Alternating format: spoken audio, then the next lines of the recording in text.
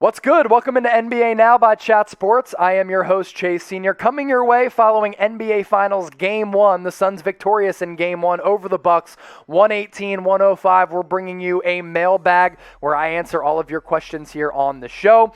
And this mailbag presented to you by our friends at Magic Spoon. Go to magicspoon.com/chat to get $5 off your purchase for the healthiest and tastiest cereal out there on the market right now. Let's kick off this mailbag with this question from Cy Gray. Trade proposal. Considering Houston only has 6 players currently under contract, the Pistons trade Killian Hayes, Sekou, and their 3 second-round picks this year to Houston for the number 2 pick. Cy Gray, that's a really good question. I'm not sure that gets it done, though, because yes, the Houston Rockets only have 6 players under contract, as you mentioned, and the roster is not in a great spot going into the NBA draft. But you need marquee players. You need potential superstars, and you're probably going to be able to get one at the number 2 pick. Either Cade Cunningham falls to you, which is a great situation for that franchise to be in, or what I think the Rockets should do is draft Jalen Green. He's the most ready-made scorer in this draft class. He reminds me a lot of Zach LaVine and Bradley Beal from an athletic standpoint, as well as a scoring standpoint. I think Jalen Green is making some headway as the best player in the upcoming 2021 NBA draft class. And the common consensus is that Detroit most likely going to go with Cade Cunningham out of Oklahoma State with that number 1 pick, which means that Jalen Green slides to the Houston Rockets at number 2. Whatever scenario you dice up, I think it's a good scenario for the Houston Rockets. It was a disaster. They didn't get any player back that can play and make an impact for James Harden in that trade. You're talking about one of the best offensive players in the history of the NBA, and you got back Victor Oladipo as really the only player, and he is now on the Miami Heat about to be a free agent. That's a disaster. You got to get the second pick right. That's why I'm not trading out of it. How about this question from Marquise Robertson? Who do you see the Warriors going to do with the 7th overall pick and also the 14th overall pick, and also which stars can they target? All right, trying to simplify that with some spelling errors there, Marquise, but I appreciate the question.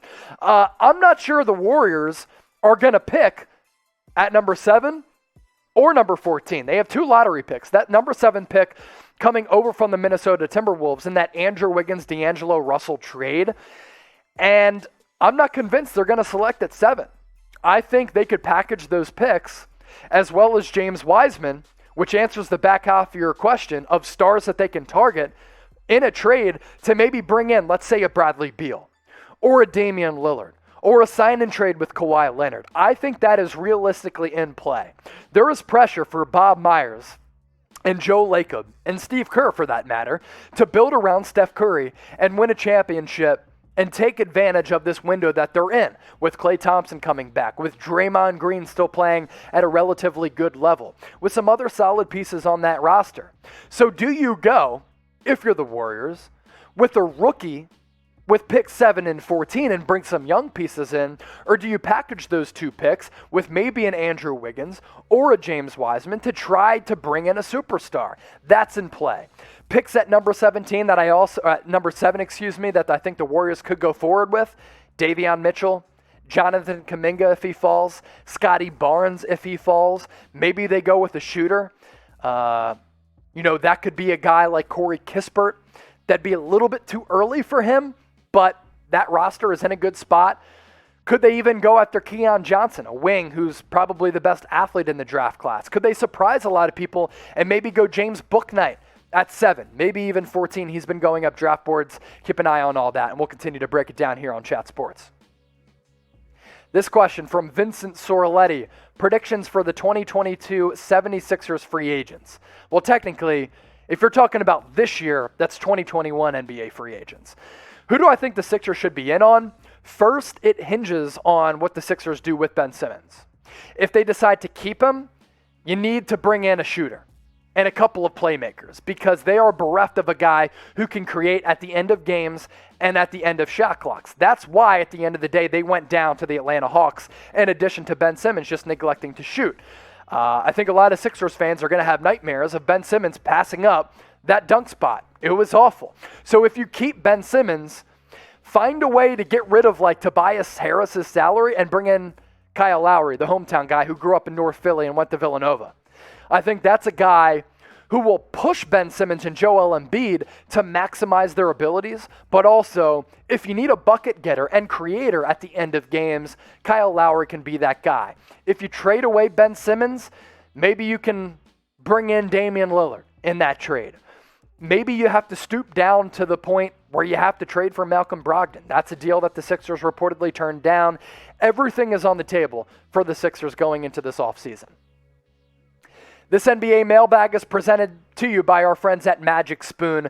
Go to magicspoon.com/chat and you get $5 off your purchase for the best and healthiest cereal out there. It is so much better tasting and so much better for you than the traditional brands out there. Why is that? It's loaded with quality ingredients. It's high in protein, keto-friendly, gluten-free, grain-free, soy-free, wheat-free, naturally flavored, totally delicious, and per serving you get 13 grams of protein, 4 grams of net carbs, 0 grams of sugar, and all of their flavors, they're phenomenal. Peanut butter, cocoa, fruity, frosted, cinnamon, blueberry. The list goes on and on and on. You can check out the flavors and get $5 off your order by going to magicspoon.com/chat. That link, either use that at the bottom of your screen or it's in the description as well as the comments of this video.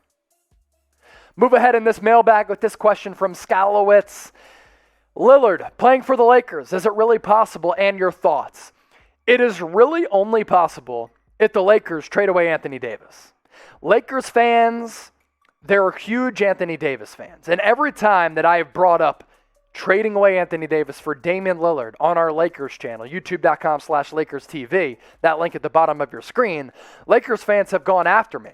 But also it's funny because they clamor for Damian Lillard to get traded to the Lakers, and they're like, let's give up Kyle Kuzma and KCP, as well as a sign-and trade with Dennis Schroeder. That's just not possible. The Portland Trailblazers would never take KCP, Kyle Kuzma, and a Dennis Schroeder in exchange for Damian Lillard, who's one of the best players ever. The Lakers also don't have any draft capital to trade away. So the only realistic way that the Lakers can bring in Damian Lillard is trading away Anthony Davis. They're similar, their salaries are similar, And honestly, I would think about making that deal. Lakers fans, they're against it. I'm actually for it. Let's pivot to this question from Takanacho. Knicks offseason prediction, free agency, and trades. They need to get a point guard. So that could be Mike Conley. That could be Kyle Lowry. That could be Lonzo Ball if the Pelicans decide to let him go. Maybe Terry Rozier in a trade. I think all of those good point guards are on the table. There's a couple of really good point guards on the market. Dennis Schroeder included in that bunch as well, but I would never want to pay him $100 million. Takanacho, I'm sorry if you're a Knicks fan, but it'd be the most Knicks move to pay Dennis Schroeder $100 to $120 million. I'd go after Kyle Lowry. I've said that for a long time. I think he fits. He's a great culture fit. He just is a New York City type of basketball player. He's from North Philadelphia. He's rugged. He's tough. I'm going all in on Kyle Lowry. Honestly, I wouldn't rule out a trade for a Bradley Beal or Damian Lillard, but you'd have to get rid of R.J. Barrett in one of those deals as well as the bevy of picks that you have. I think that's somewhat unrealistic. Wouldn't rule it out. It could happen, but that's what I think is on the table for the Knicks in free agency. So we just wrapped up NBA Finals Game 1. It was a really entertaining Game 1. Yeah, Suns victorious in that game, but I still think we're due for a very, very good series. Who's going to win it all, hoist the Larry O'Brien trophy, and be victorious? Bucks haven't been to an NBA Finals since 1971. Suns have never won an NBA Finals, and it's been a while since they made it to the championship. Who do you think's going to win it all? Let us know in the comments section. Type MIL for the Bucks. Type PHX for the Phoenix Suns. Get your votes in down below. Another question coming in from Marquise Robertson. Best big man in the NBA, Anthony Davis or Embiid? You know, Joel Embiid is more of a center, where I think Anthony Davis is more of a 4, but I guess they both fit the category of being a big man. Let me go with the guy who's not in that question that you posed. It's the MVP, Nikola Jokic. Better stats, better numbers, better production, and he's more available than both AD and Embiid. Huge fan of AD and Embiid, no doubt, but I think Jokic is the best big man in the NBA right now. Cy Gray with another question. Sixers trade Ben Simmons, Harris, and a 2022 first-round pick to the Raptors for Kyle Lowry, Fred VanVleet, and a 2022 second-round pick. I like hypotheticals. I think Kyle Lowry and Fred VanVleet on the Sixers would be awesome. Their salaries very similar to Ben Simmons and Tobias Harris. I think the Raptors say no to this 10 times out of 10. First of all, it'd have to be a sign and trade with Kyle Lowry. Second of all, I think the Raptors, it's wise for them to let him go and target Jalen Suggs in the first round, pick number 4. You keep Fred VanVleet on the roster as you continue to kind of rebuild or maybe more so retool. But I don't think that deal gets it done. Ben Simmons, his value, I think it's higher than what a lot of people are saying, but it is lower than it was heading into the season. So I don't think that deal, unfortunately, Cy Gray, is completed because I don't think the Raptors say yes.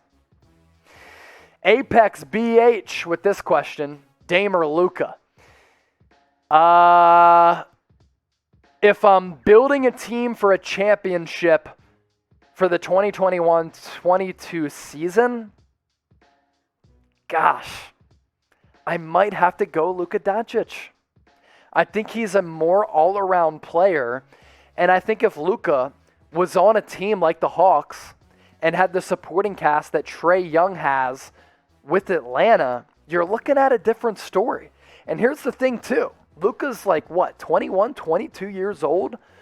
So if you're trying to build a franchise right now, honestly, Luka, NBA championship for next year, maybe Dame, but Luka's the better all-around player, and I don't think that can be disputed. Dame is one of the best scorers in the history of the league. He's one of the most clutch bucket getters. That is for sure. Luka's the better all-around player, though. Marquise Robertson, another question. He's getting a lot of play here in this mailbag. Who's your NBA Finals MVP? I think Chris Paul is going to win it. He had an awesome game 1, and he was lights out. 32 points, 9 assists, 12 of 19 shooting. And if he continues on this pace, and I'm not expecting CP3 to average 30-plus points for the duration of the NBA Finals after that Game 1, 118-105 win, he's averaging just less than 19 points throughout the playoffs. But CP3's impact has been profound on the Phoenix Suns in the regular season as well as in the playoffs. And also, the narrative is going to play into CP3 winning his first championship, becoming a top 5 point guard in the history of the league, which then leads to us talking about him as the NBA Finals MVP. Even if Booker's numbers are just a tad bit better, I think the voters will go with CP3. Who do you think has been the MVP of this year's NBA playoffs? I mean, you can go with CP3, you can go with Devin Booker. How about Chris Middleton, Drew Holiday, Giannis? A lot of really good options to choose from. Let us know in the comments section who you think has been the MVP of this year's NBA playoffs. Let us know in the comments section down below. And thanks for watching this NBA Mailbag here on Chat Sports.